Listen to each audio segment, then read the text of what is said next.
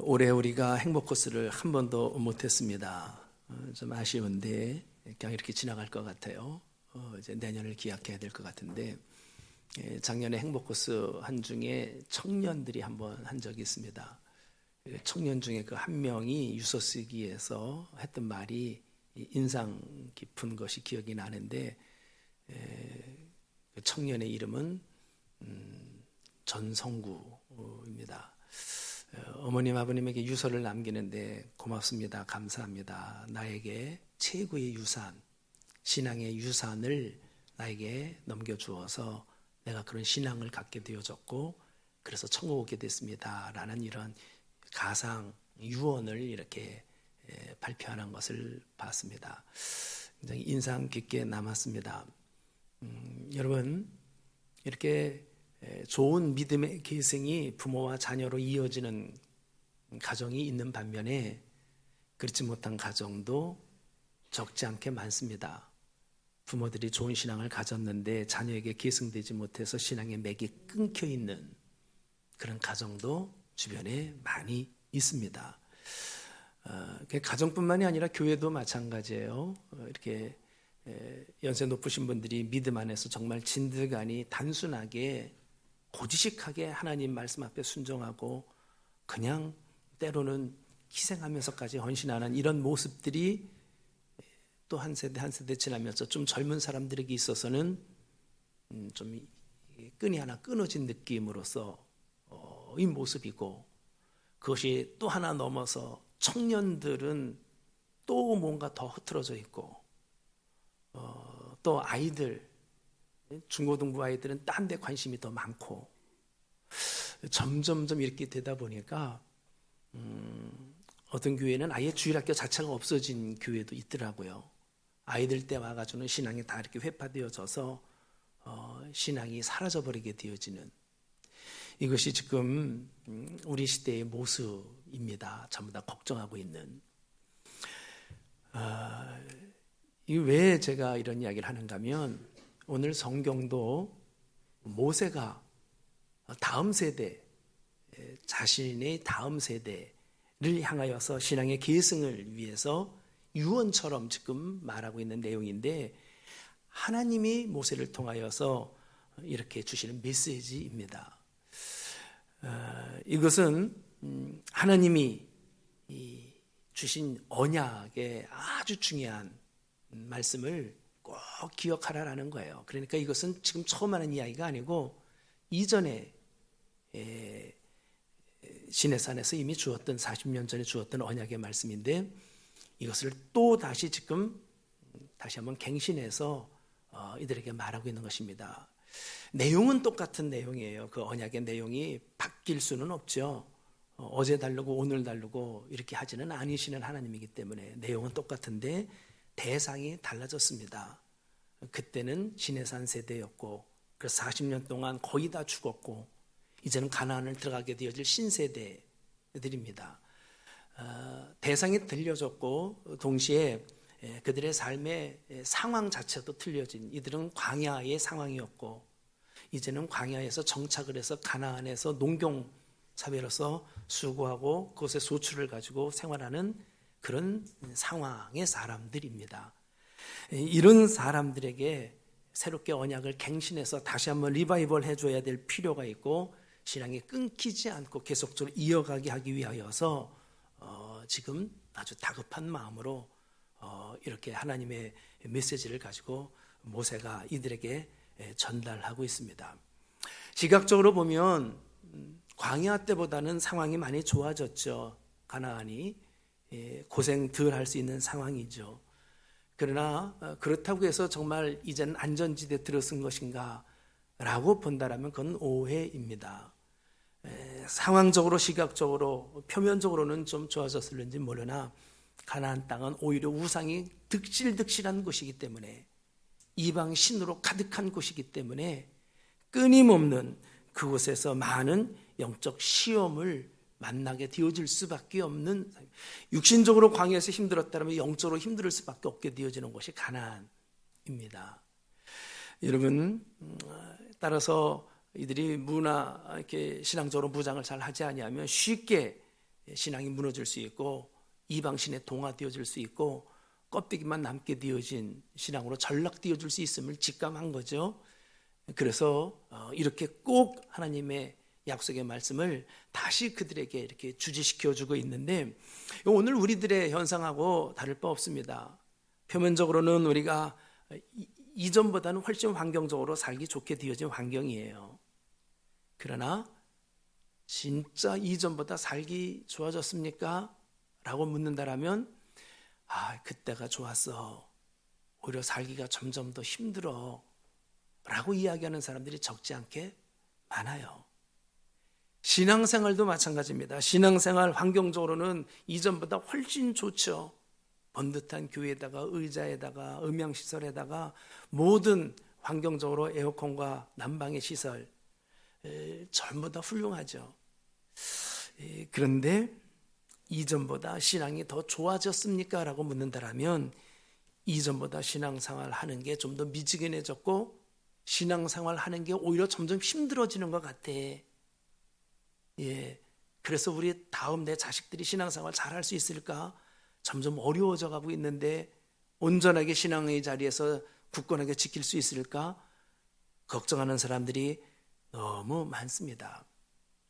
이렇게 신앙을 가지고 있는, 좋은 신앙을 갖고 있는 것도 중요하지만 그것이 다음 세대로 이렇게 계승이 되어지는 것 못지않게 아주 중요합니다. 이게 그만큼 어렵거든요. 이게 잘 안 됐기 때문에 가나안 들어가자마자 이것이 전부 다 무너져서 곧바로 사사시대 굉장히 어려움을 겪게 되어지는 일들이 벌어지고 있거든요. 그러나 여러분, 부모가 신앙이 좋으면 자연스럽게 자녀들도 다 신앙이 좋은 건가요? 그랬으면 얼마나 좋겠어요. 그렇지가 않더라고요.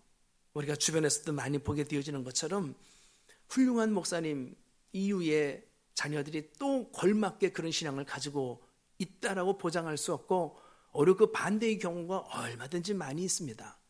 아론 제사장 그 이의 아들들은 엉망이었습니다. 솔로몬이 힘들게 했다고 나는 2배나 더 힘들게 했게 하고 자식은 오히려 더 그렇게 악하게 흘러가고 있습니다. 이렇게 자연스럽게 계승이 되어지지가 않아요.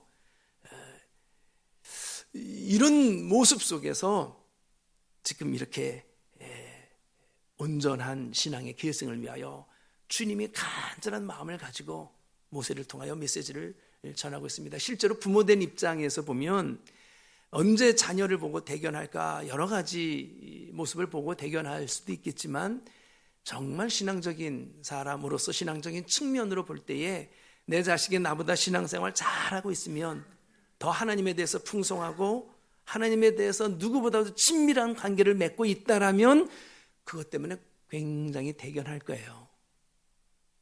자식을 가진 부모님이라고 한다라면, 부모가 온전한 신앙 안에 있는 사람이라고 한다라면 이 마음은 거의 동일할 것입니다. 근데 그렇지 못한 경우가 있다라면 뭔가 잘 된다 하더라도 뭔가 기초가 지금 무너져 있는데 저거 잘 되는 게 어느 때까지 잘 될까?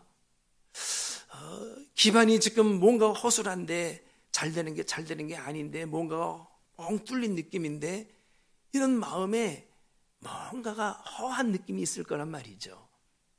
그만큼 우리의 영적 부모인 하나님 더더욱 그렇습니다. 가면 갈수록 신앙생활이 계승을 해서 더 좋아져야 되는데 거꾸로 가고 있어요. 세상은 가면 갈수록 신앙이 떨어져 가고 있고 그 다음 세대는 더 좋아져야 되는데 더 허물어져 가고 있고 마침내는 주님이 심판할 수밖에 없는 상황으로 지금 치달아가고 있는 이런 모습이 지금의 현실입니다. 이것을 오늘 염두에 두고 오늘 말씀을 보시는데, 오늘 주님이 이 새로운 세대를 향하여서 모세를 통하여 하나님의 언약을 다시 한번 갱신해서 말씀할 때에 뭘 견주어서 말하는가 하면 이전 세대에 했던 그 언약을 지금 다시 재현시키고 있는 것입니다. 우리 1절을 좀 읽겠습니다. 1절 다 같이 시작. 호렙에서 이스라엘 자손과 세우신 언약 외에 여호와께서 모세에게 명령하여 모압 땅에서 그들과 세우신 언약의 말씀은 이러하니라. 호렙에서, 그걸 우리는 신의 산이라고도 하고 호렙산이라고도 해요. 거기서 언약을 세운 것인데 오늘 지금 모압에서 그때가 이미 40년 후에 가나안 땅 바로 목전에 있던 이 모압 앞에서 땅 앞에서 지금 또 이 언약을 갱신하고 있다라는 이야기를 하고 있어요. 이거를 같이 지금 이야기하고 있는데 이게 다른 게 아니라 동일한 내용이지만 그 상황과 또는 대상이 틀리지 하는데, 이전에 시내산에서 이 언약의 말씀을 증거했던 그 대상이 누구였는가 하면, 이들은 신앙의 이들의 칼라가 정말 굉장히 화려했습니다. 이들의 칼라는 어마어마한 하나님의 기적을 체험한 사람들이에요. 여러분들이 평생에 한 번 체험할까 말까 한 것을 거의 매일 체험한 사람들이에요. 수많은 기적을 보고 체험을 하고 하나님의 임재를 맛보고 매일처럼 하나님과 더불어서 같이 이렇게 보니까 성구 형제가 여기 와서 앉아 있네요. 나는 없는 줄 알고 얘기했더니 그런 수많은 간증을 가지고 있고 체험이 풍성한 그런 사람들이었습니다. 그런 사람들 여러분 딱 얼른 생각하기에, 야, 그때 우리 앞선 세대의 사람들은 정말 신앙 좋았겠다, 믿음이 대단했겠다, 그런 어마어마한 체험들을 하고 신비적인 경험들을 하고 기적의 삶을 살고 수많은 간증이 있는 사람들 아니야 그 사람들?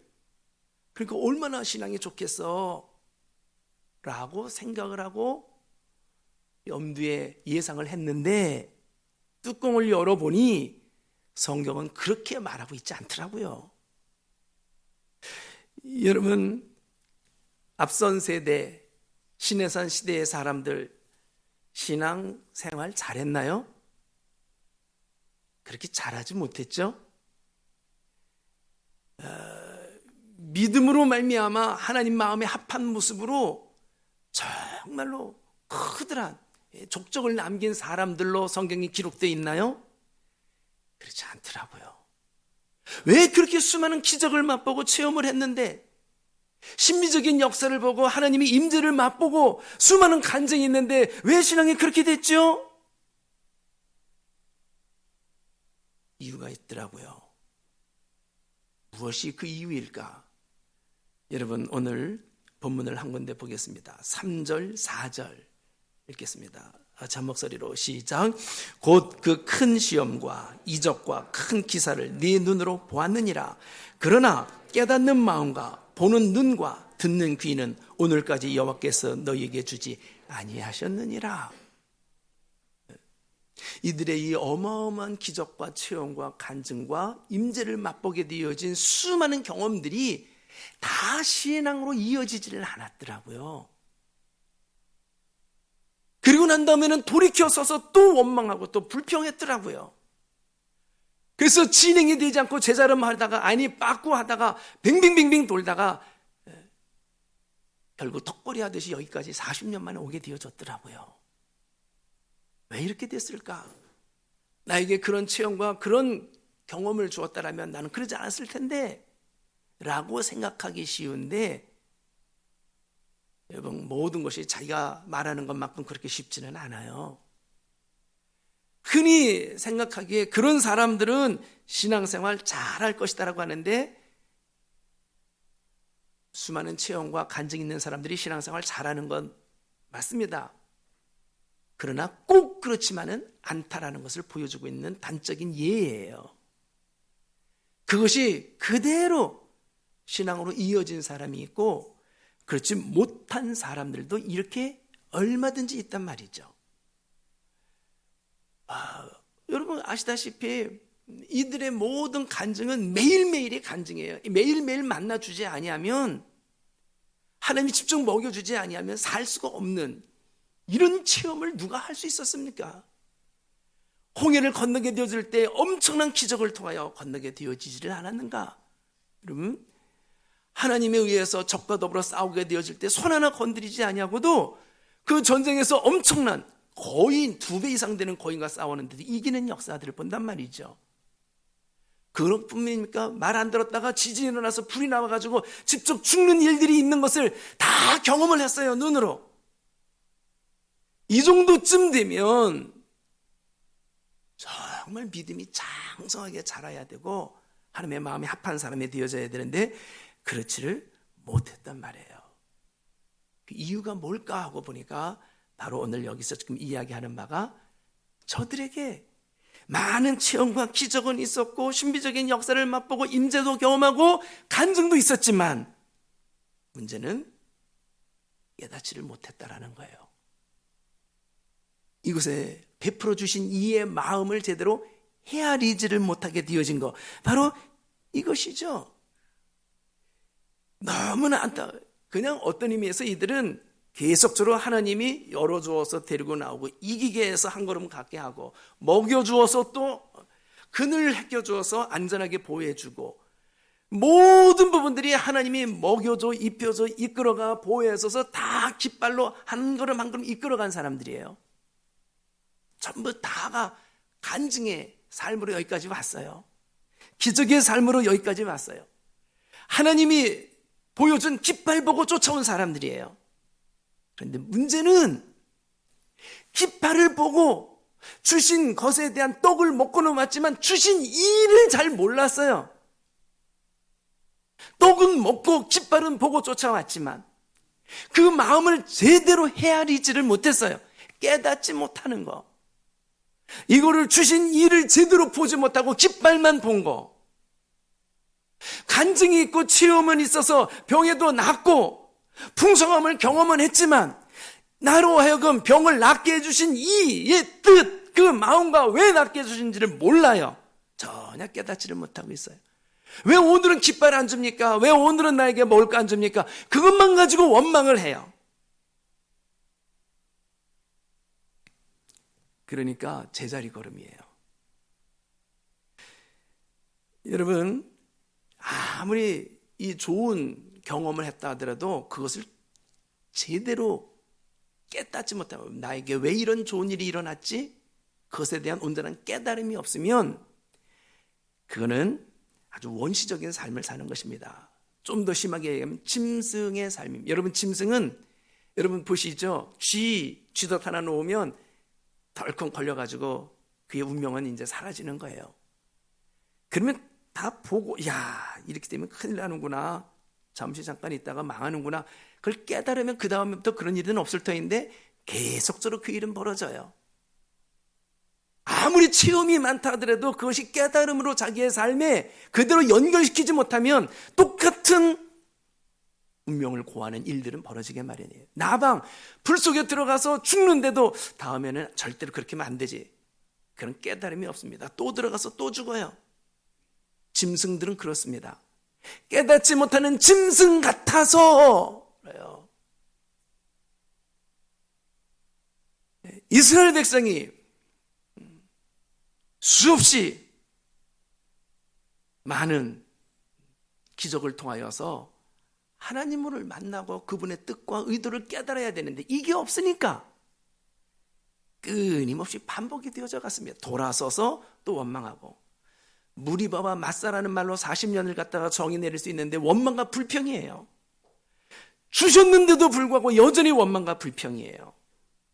이 부분이 이것이 신앙으로 연결되어지지 아니했고, 그래서 그들은 제자리 걸음하게 되어졌고, 하나님의 약속의 말씀을 주었는데도 불구하고 그게 무력화되어지는 모습으로 여기까지 오게 되어진 것입니다. 우리가 실패하고 잘못하면 그건 아픈 일이고 많은 것을 잃어요. 그러나 실패를 통하여서 깨달음만 온다라면, 그래서 실패를 통하여 얻는 교훈만 얻는다면 잃어버리고 아픈 것 이상으로 더 많은 것을 얻을 수 있어요. 근데 그게 없다면 실패는 그 자체가 그냥 저주로 끝납니다. 그만큼 지금 뭐가 중요한 겁니까? 깨달음이에요. 깨달음. 이거를 주신 이의 마음, 그 심정, 그래서 주님과 심정이 통하는 이것이 중요한데 전혀 통함이 없어요. 그리고 먹는 것만 하나 먹고 삼켜버리고 끝나고 왜 오늘은 안 주냐라는 것만 가지고 또 따져요. 먹는 것만 보이지 먹는 것을 주신 이는 안 보이고 그분의 마음과 뜻 제대로 헤아리지를 못하고 있습니다. 이것이 이제까지의 깨닫지 못함으로 인하여서 실패의 삶을 연속으로 해왔던 앞선 세대의 모습이라고 한다면 이것을 자연스럽게 거울 삼아서 지금 신세대들에게 말하고 있는 거 아니겠어요? 너희들이 이것을 교훈 삼아서 반면교사로 삼아서 너희들은 온전히 깨닫는 부분에 정말로 은혜를 입어야지라는 것을 지금 암시하고 있는. 더군다나 너희들이 이제 가나안 땅 들어가게 되어지면 거기는 이런 광야 시대처럼 기적이 없어. 구름 기둥과 불기둥 없어. 만나 안 내려줘.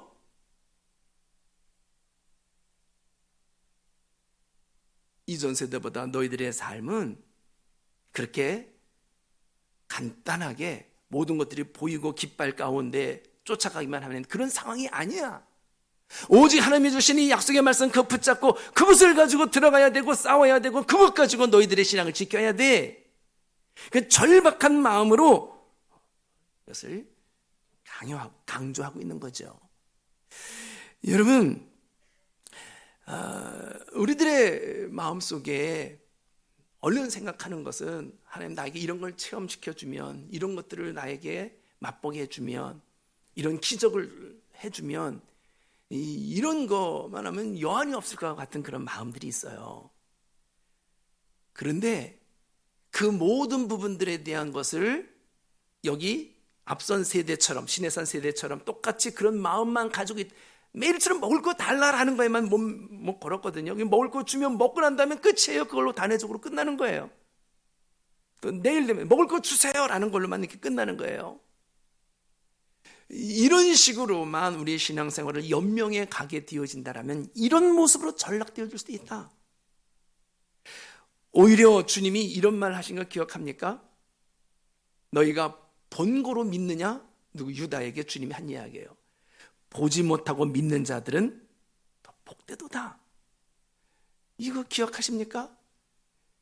1만 마디 방언보다 깨닫는 5마디의 예언이 더 낫다. 기억하십니까? 엄밀히 보면요, 다 보고 경험하고 움직이는 것은 믿음의 본질 아니에요. 보지 못하고 믿고 움직이는 게 믿음이죠. 상식적으로 그렇지 않습니까? 다 보여줘, 알게 해줘. 그래가지고 결론 계산서 다 나와서 그건 뭐 믿음이 필요해요? 그냥 가는 거지 다. 믿음 없어도 돼요. 근데 보지도 아니했는데 그 말을 듣고 단순히 간다고요? 그건 정말 그분을 믿는다라는 게 분명해요. 야, 그거 지금 투자하래. 누가 그래? 황선우가 그래. 그분이 말한 거는 난 분명히 믿어. 그리고 그냥 말만 듣고 투자해. 그건 뭡니까? 말 듣고 움직인다라는 것은 그 말을 행하신 일을 근본적으로 신뢰한다라는 거죠. 그게 진짜 믿음이에요. 그렇습니다. 다 보이고 가는 게 뭐가 믿음이 필요가 있겠어요? 믿음 없어도 돼요. 그런 측면에서 보면 보지 못하고 믿는 자가 진짜 복되도다. 그러나 그럼에도 불구하고 보아야지만 움직이는 사람이 있거든요. 그들을 그래, 그렇지만 보여줄게. 내 손자국 봐, 못자국 봐. 다 보여주고 함으로 그래서 예수 믿게 되어진 사람이 바로 유다였던 것이었습니다. 바로 이 앞선 세대들도요, 다 보여주고 이기게 해놓고 먹여주고 열어주고 그래서 이끌어, 그러니까 말 그대로 끌고 온 거예요. 끌고 온 거. 그죠? 개나 돼지는 끌고 다녀요. 짐승처럼 깨닫질 못하니까. 그러나 사람은요, 말을 해서 따라오게 해요. 근데 어떤 게 믿음의 참 본연의 모습이냐라고 묻는다라면 말을 통하여 따라오게 하는 거. 지금 그것을 지금 언약을 갱신하면서 업그레이드 시켜서 지금 이야기하고 있는 중이죠. 여러분, 그렇습니다. 약속이라는 것은 다 인격적인 존재들에게만 할 수 있는 것입니다. 짐승에게 약속할 수 있겠습니까? 무슨 말인지도 깨닫지도 못하는데,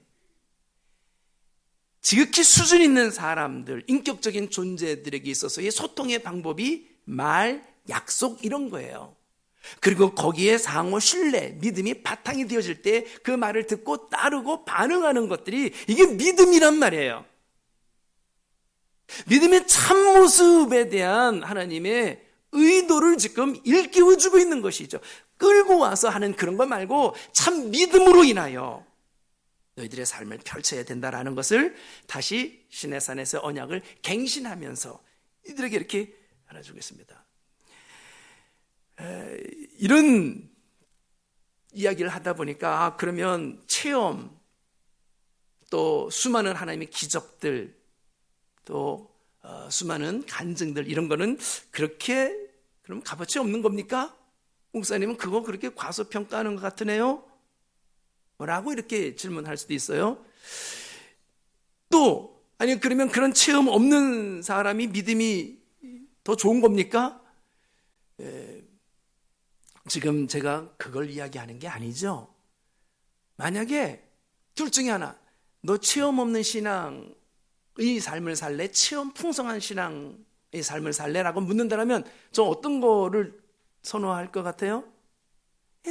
나도 체험이 굉장히 풍성하기를 원해요. 기적이 풍성하기를 원해요. 수많은 하나님의 살아계심의 임재, 그리고 그분의 오른팔의 권능을 맛보는 것을 경험하는 거 간절히 원해요. 그거를 배제하거나 그거의 무익함을 지금 말하고 있는 게 아닙니다. 얼마든지 원하죠. 그래야지 나도 풍성해지고 다른 사람들을 상담해 줄 때에 그것은 이러이러한 부분들이 있고 이런 오류가 있고 이것은 헛미끼일 수도 있어. 이런 걸 다 풍성하게 상담해 줄 수 있으니까. 그리고 하나님은 실제로 하나님의 살아계심을 믿음의 백성들에게 얼마든지 마음껏 그의 영광을 알려 보여주니까 영광을 볼지라라는 말이 그 말 아니겠어요? 그거 원한단 말이죠. 근데 지금 성경이 이야기하고 있는 바는 체험을 하든 체험이 없든 중요한 것은 그 모든 것들이 우리로 하여금 그런 기적과 능력을 보여준 이 일을 온전히 그 마음을 헤아리고 그 뜻을 깨닫는 것이 중요하다라는 것을 말하고 있는 거예요. 이것이 없다라면 그 모든 기적은 의미가 상실되어져요. 모든 기적과 하나님의 능력을 나타내는 것은 이거를 드러내기 위함이거든요. 기적을 일으키신 이를 보고 그를 믿고 따르게 하기 위함인데 그가 안 보이고 깃발만 보이는 거예요. 떡만 보이는 것입니다. 만나만 보이는 것입니다. 만나 없으면 그것 때문에 불평해요. 주님은 같이 있는데 주신 이는 보지 못하고 만나만 가지고 불평한단 말이죠. 뭔가 기적에 대한 그것만 보지 베푸신 이 일을 보지 못하고 그분의 의도와 마음과 뜻을 헤아리지 못하는, 그 날마다 신앙의 제자리예요. 깨닫지 못하는 짐승과 같아요. 그러다 보니까 끊임없이 원망의 반복적인 현상만 일어나게 되고 진행은 안 되고 제자리 걸음만 하다가 마침내 간신히 억지로라도 해서 덕거리까지 시켜놓은 자리가 여기 모압의 자리란 말이죠. 그렇습니다. 그분을 믿는 믿음이 중요한 것이지 그분의 능력을 믿는 믿음이 중요한 게 아니란 말이에요. 한 끗 차이 같지만 이게 중요합니다. 왜냐하면 자칫 잘못하면 이 능력을 보고 믿는다라면 그게 신비주의로 흘러요. 야, 저쪽에도 저런 능력이 있는데 이전에 주님 하나님으로부터 온 능력보다 더 큰 능력이네. 그러면 그 능력을 보고 믿으니까 그 능력 보고 쫓아가는 거예요. 그분을 보고 쫓는 게 아니라 기복주의도 마찬가지입니다. 저쪽이 더 복을 주네. 그러면 그 복을 보고 쫓는 거이기 때문에 복을 주신 이가 마귀인지도 모르고 쫓는 거예요. 이 기복주의입니다. 계시록에 보니까 누가 이거를 적극적으로 사용하고 있다고요? 마귀가 축복과 신비적인 역사를 무한 방출시키더라고요. 그래서 수많은 사람들이 끌려오게 하더라고요. 다 기복주의, 신비주의에 빠져버리게 되어진 어긋난 신앙의 사람들이 걸려들더라고요. 이런 부분에 대한 우려를 지금 말하고 있는 것입니다. 얼마든지 기적도 있고 축복도 있고 체험도 있고 신비적인 역사도 있고 이런 모든 것들은 주님 안에서 이미도 우리에게 주시고 싶은 이가 주님의 마음이에요.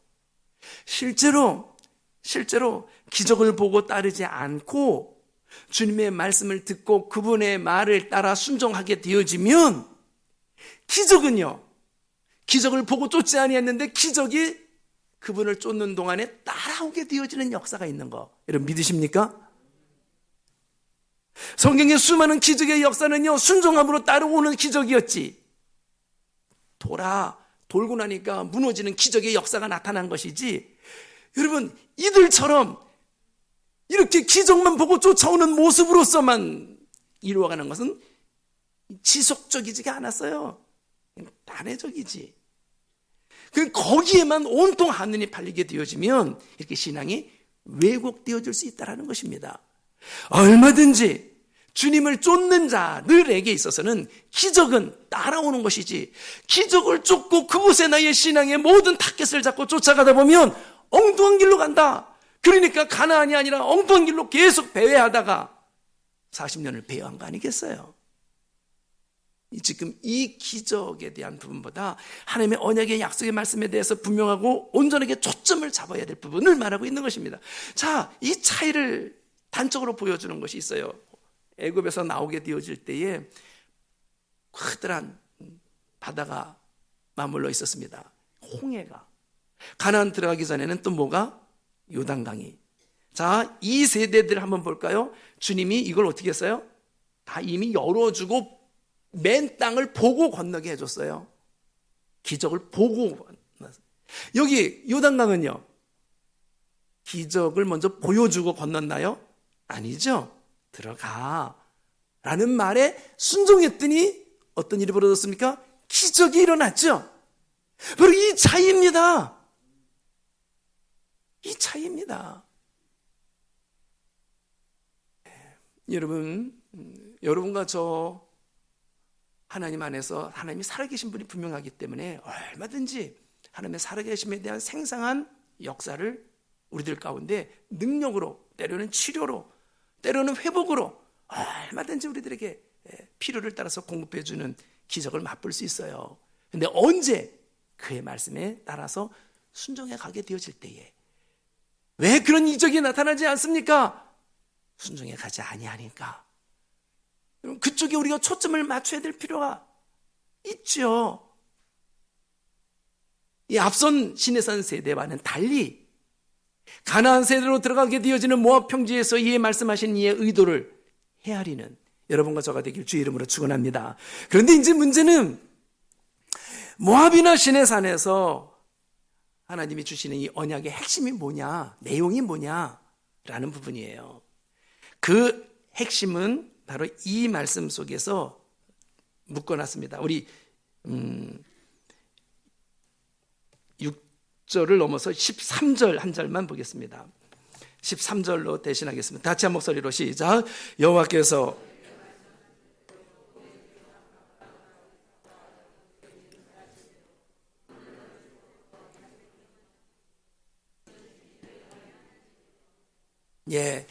이 언약에 아주 응축되어진 핵심의 말을 한 줄로 풀어놓는다라면, 나는 너희 하나님이고 너는 내 백성이야.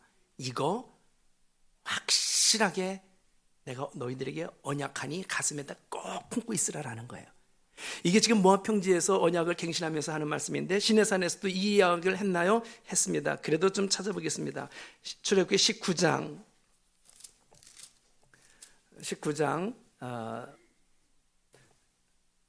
5절, 6절입니다. 장소는 시내산입니다. 그걸 다른 말로 호렙산이라고도 하고요. 5절, 6절 같이 시작. 세계가 다 내게 속하였나니 너희가 내 말을 듣고 내 언약을 지키면 너희는 모든 민족 중에서 내 소유가 되겠고 너희가 내게 대하여 제장 나라가 되며 거룩한 백성이 되리라. 너는 이 말을 이스라엘 자손에게 전할지니. 이걸 핵심으로 한 줄로 또 연결해 놓은 거예요. 똑같은 말이거든요. 너는 내 백성이고 나는 너희 하나님이야. 이게 하나님이 주신 언약의 말씀입니다. 이것을 또 줄여서 단어로 응축해서 표현하면 뭐라고 말할 수 있습니까? 저는 소유와 소속이라고 이렇게 말하고 싶어요. 너 하나님의 소유된 백성이야. 그리고 하나님 나라에 속해 있는 백성이야. 이 말. 이게 그렇게 중요합니까? 너무너무 중요합니다. 여러분, 이 소속의 문제는 이게 우리의 운명을 결정져요. 운명을. 얼마나 열심히 사느냐, 얼마나 선한 일을 하느냐, 얼마나 머리가 좋으냐, 얼마나 성공의 업적을 쌓았느냐, 이거는요 잠깐 동안 우리를 조금 더 편안하게 또 나를 업그레이드 시킬 수는 있어요. 그럼 운명을 그렇게 바꾼다라고 할 수는 없어요. 금세와 내세의 운명을, 진짜 운명을 논할 수 있게 되어지는 것은 어디에 소속됐느냐 이 문제입니다. 여러분, 미국 사람들은 세계 어디를 간다 하더라도 다시 미국 본국으로 돌아가게 되어질 때 그냥 다 프리로 들어와요. 그렇죠? 제재하는 사람 없습니다. 근데 한국 사람이 미국 가려면 제재해요. 너 어디서 온 사람이야? 너 어디 소속이야? 너 미국 사람이야? 미국 사람이 아닌데 왜 미국 들어와? 너 불순한 의도를 가지고 있는 거 아니야? 너 미국 들어오게 되어진다면 미국 정부에서 허락해준 비자 있어? 철저히 따지고 다 금해요. 근데 미국 사람은 미국 땅에 그냥 무사통과입니다. 마찬가지로 천국은 어떤 곳일까요? 내가 머리가 좋은데요, 이 땅에서 착한 일을 했는데요, 내가 더 많은 업적을 남겼는데요, 선한 일을 많이 쌓아놨는데요, 그거 가지고 천국 가는 게 아니에요. 천국에 가기 위해서는 천국에 소속된 천국의 백성이어야만 온단 말이죠. 한국 사람인데 내가 한국에서 올림픽 금메달리스트입니다. 그거 가지고 금메달리스트 가지고 미국 간다? 안 돼요. 미국 백성이어야 되고 적어도 미국에서 마련해준 비자가 없으면 못 들어가요. 미국이라는 나라에 소속되어졌다는 이 소속됨이 미국이라는 나라를 들어갈 수 있게 해주는 것처럼 천국 백성으로서 소속되어야지 천국을 들어갈 수 있는 거란 말이죠. 하여튼 저보다 연세가 더 높으신 분들은 다 그 경험이 있을 거예요. 군대 가면 줄 딱 이렇게 해가지고 줄만, 그래서 군대는 줄이라는 말이 다 그런 뜻이더라고요. 알고 보니까 여기 2줄 카투샤, 2줄 공수, 2줄 일빵빵 보병, 2줄 그냥 줄대로 갔다가 이렇게 해요. 줄대로 줄 한번 잘 서가지고 카투샤 가는 애들이 있고 잘못 서가지고 공수 가는 애들이 있고 어중간에 서가지고 나처럼 104 기관총 하는 애들도 있고 이래요. 그냥 줄이더라고요. 줄. 어느 줄에 섰는가, 어느 줄에 소속되어 있는가가 그 운명을 결정짓더라고요. 3년 동안.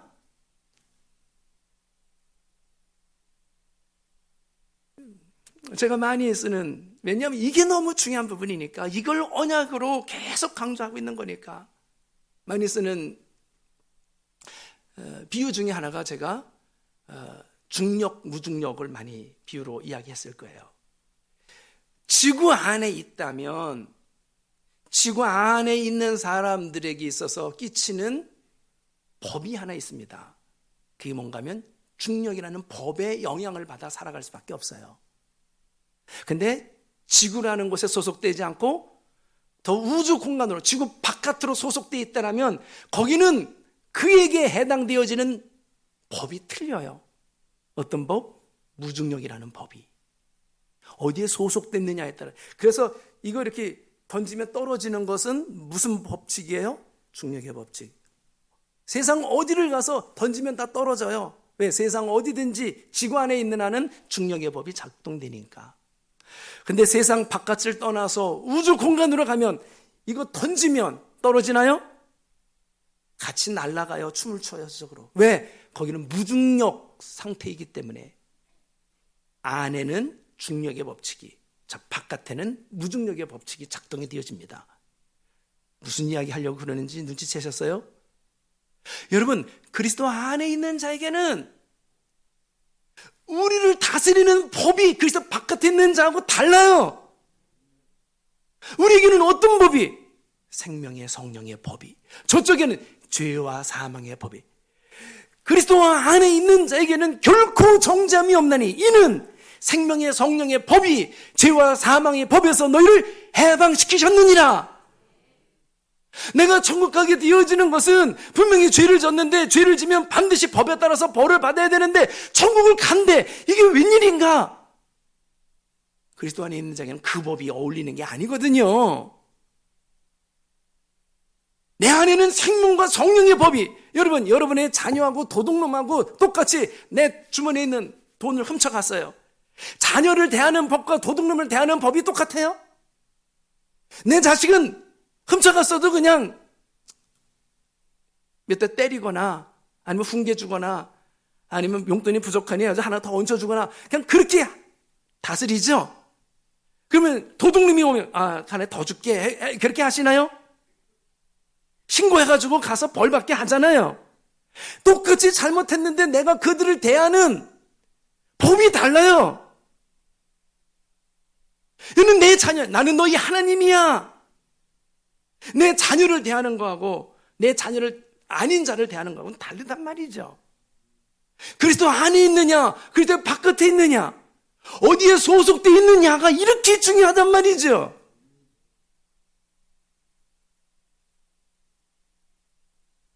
그렇습니다. 하나님의 소유된 백성이에요. 하나님에게 소속된 자란 말이에요.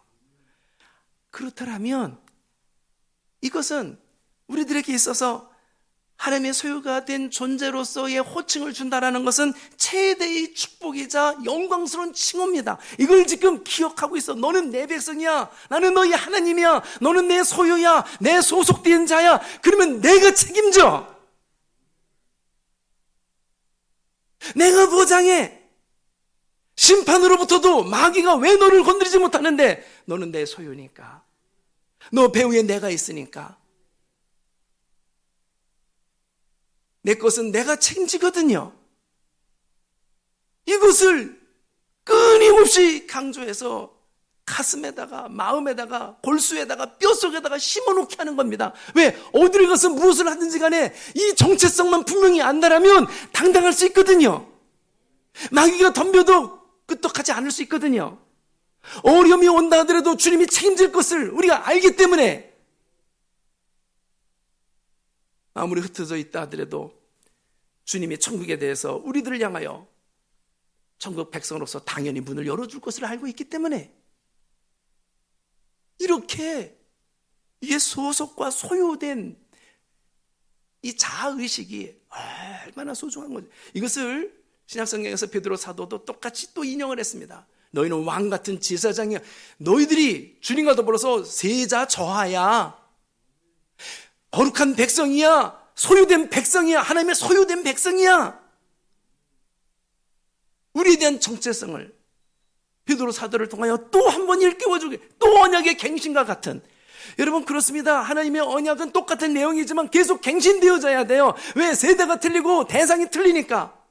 이전 사람들에게 한 말이 영원토록 그렇게 그냥 묵어있는 걸로 덮여있는 게 아니라 새로운 세대가 왔으면 새로운 세대에게 뚜껑 열어서 다시 또 일깨워주는 거란 말이죠. 이것만큼은 놓쳐서는 안 되지. 어마어마한 축복을 받은 자입니다. 하나님의 소유된 백성이 아니라 도장을 찍어주는 거란 말이에요. 계시록 7장에 가보니까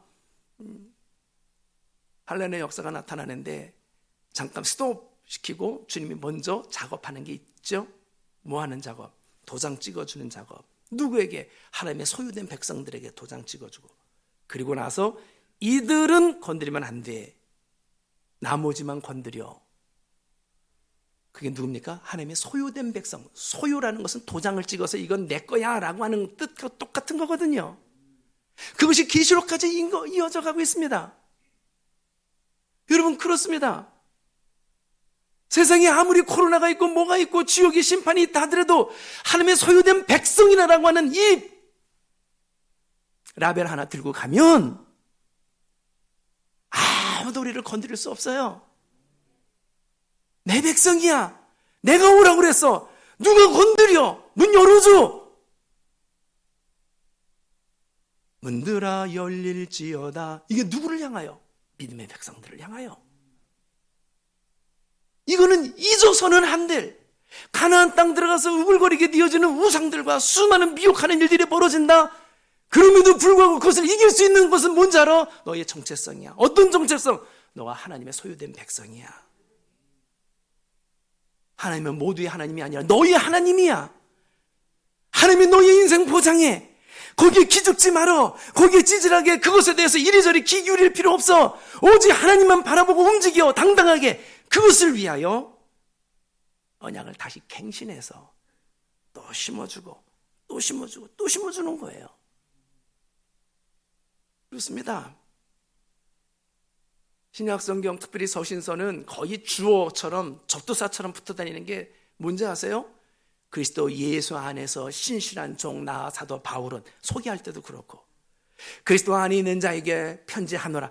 처음부터 그리스도 안에 있는 자에게는 결코 정죄함이 없나니 죄와 사망의 법에서 생명의 성령이 너를 해방시켜.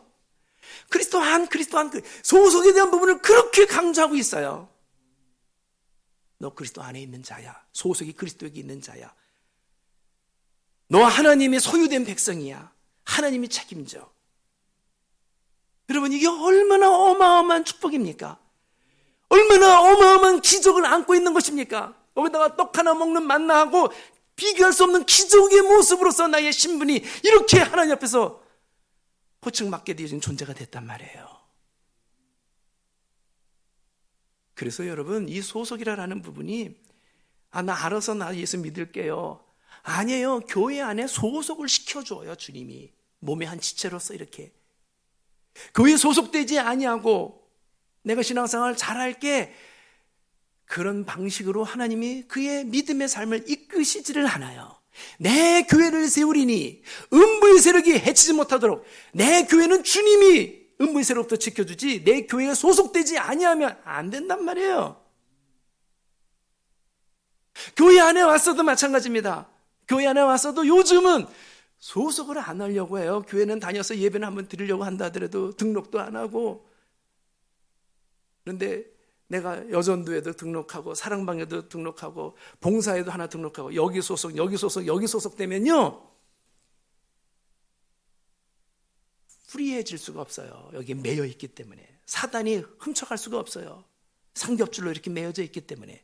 그래서 교회는 관계로 인하여서 세 개만 관계 맺으면 안전하게 안착이 되어지는데, 여기도 저기도 아무것도 아니면 언제든지 프리하게 나갈 구멍이 생겨요. 소속이라는 게 이렇게 중요합니다.